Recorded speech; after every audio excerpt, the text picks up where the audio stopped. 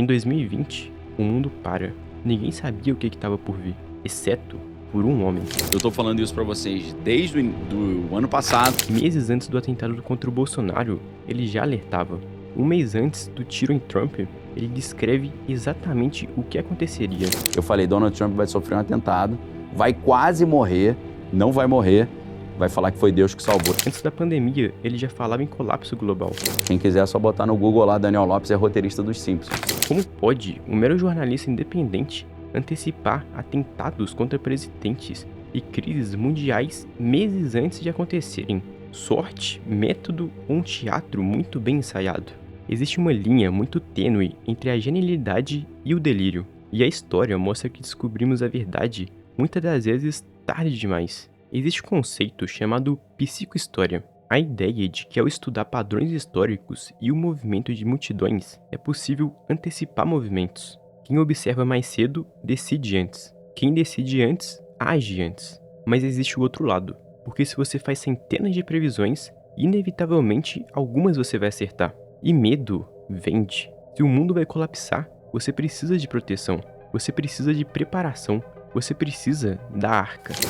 E é claro que lá na arca tá todo mundo sabendo, apenas quem está na arca, a galera da arca, vai saber o que realmente eu estarei fazendo.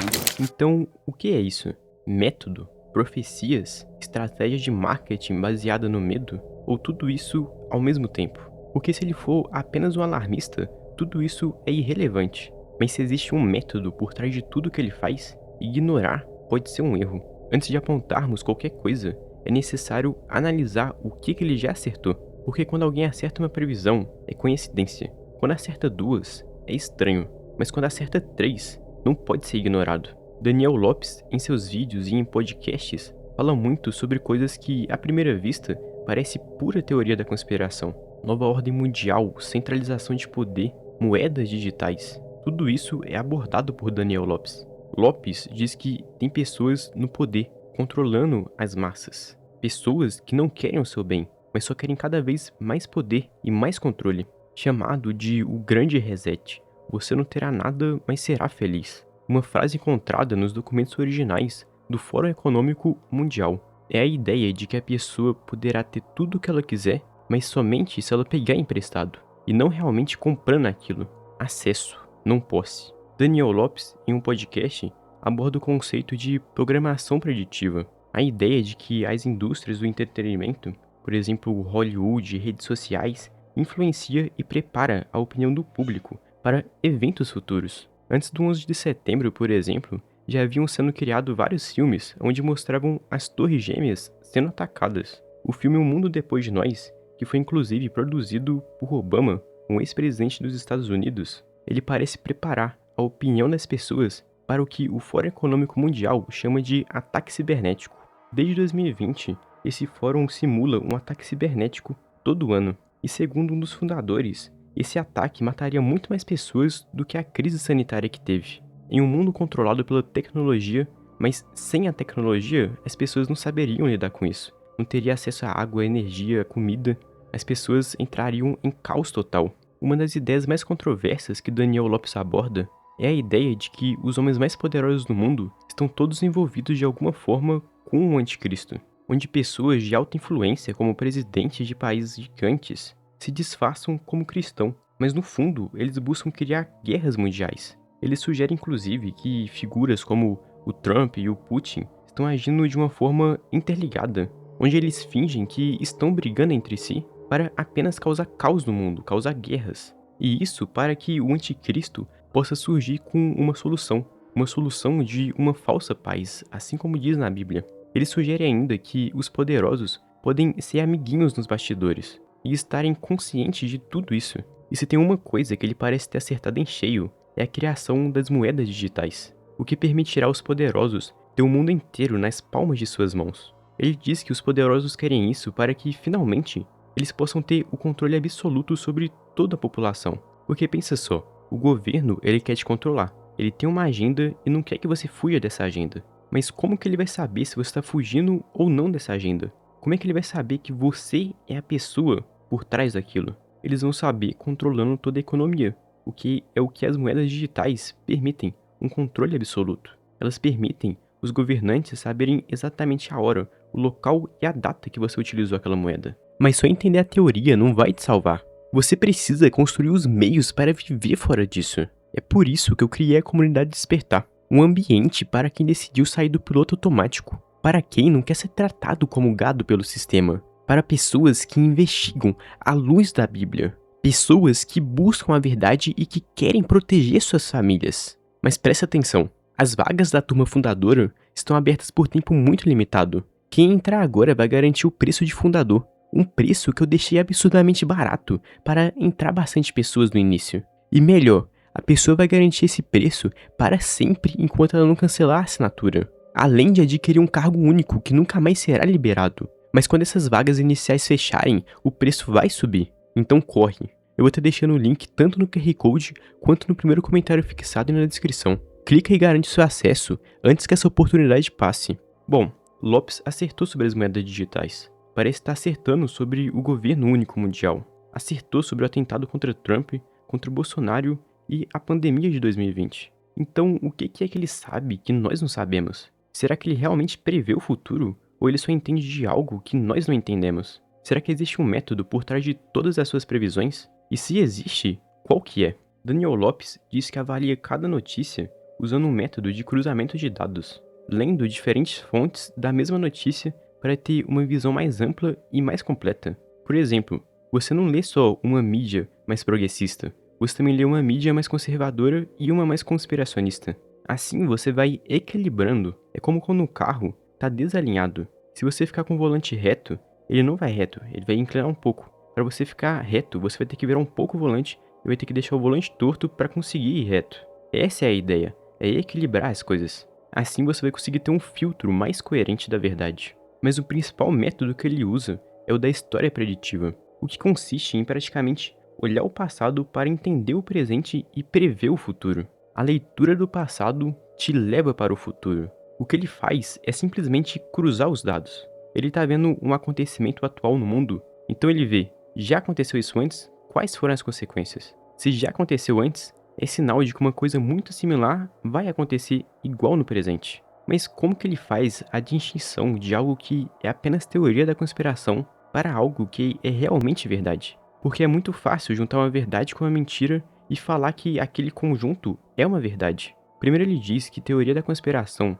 foi um termo popularizado pela CIA lá para os anos 70, durante a morte do ex-presidente John Kennedy. A CIA começou a rotular pessoas que sugeriam que a agência da CIA estava envolvida com a morte do presidente. Eles associavam essas pessoas como teóricos da conspiração. Isso para descredibilizar essas pessoas que falavam isso. Ou seja, a própria popularização desse termo foi usado para descredibilizar pessoas que estavam tentando demonstrar algo, passar alguma coisa. E muitas das vezes, pessoas hoje em dia que estão tentando passar a verdade são chamados de conspiracionista. Mas quando que uma teoria da conspiração deixa realmente de ser apenas teoria e passa a ser verdade? Bom, um método totalmente eficaz eu creio que não exista. Porém, o que podemos fazer é ver o que já aconteceu, o que está acontecendo e ligar os pontos e ficar com aquela dúvida na mente. Será que vai acontecer parecido? Será que está se encaminhando para isso? Ou seja, é aquela história de ver o que já aconteceu, ver o que está acontecendo,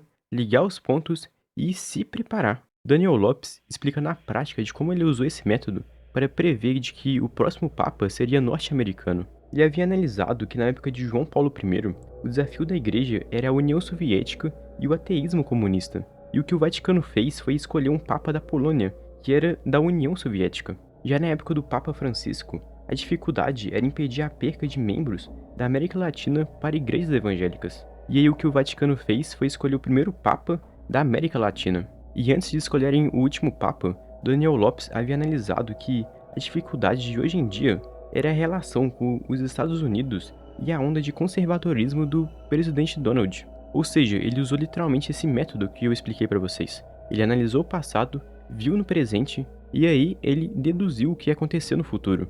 Beleza, sabemos que é estratégia, mas estratégia para quê? Sabemos que o medo vende, e vende muito. Se o mundo vai colapsar, você precisa de proteção, você precisa de preparação, você precisa da arca. Será que tudo isso é apenas estratégia? Ou será que é um mega funil de vendas? O funil do medo. Muitas críticas vieram sobre Daniel Lopes falando que ele tá com a síndrome do James Bond. Seria tecnicamente pessoas que se veem como agentes secretos, envolvidos em conspirações globais. Pessoas que acreditam ter acesso exclusivo a informações, o que atrairia pessoas que estão querendo ter informações privilegiadas e estão querendo pertencer a algo, o que é ótimo para vendas, é claro. Ele também é bastante criticado por supostamente selecionar apenas os fatos que convêm a ele, que se encaixam na narrativa dele. Na minha opinião, isso é bastante plausível, porque a gente não consegue falar sobre todos os assuntos do mundo, né? Também, naturalmente, vamos falar daqueles assuntos que temos mais interesse, ou que fazem mais sentido para o nosso público. É o que esse livro, Essencialismo, de Greg McKeown, fala.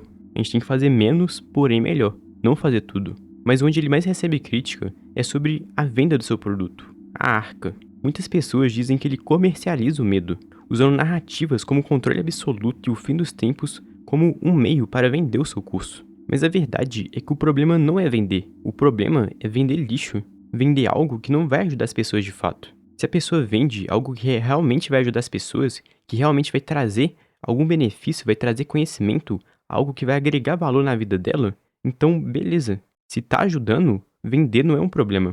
Se a pessoa produz conteúdo gratuito de alta qualidade e dentro desse conteúdo ela vende alguma coisa, tranquilo, é normal, todo mundo faz isso. O curso é apenas se a pessoa quiser se aprofundar mais. No mundo físico, por exemplo, faculdades, ETEC, Senai também vendem cursos. Muitas pessoas julgam falando que ele ficou rico vendendo curso, mas qual que é o problema nisso?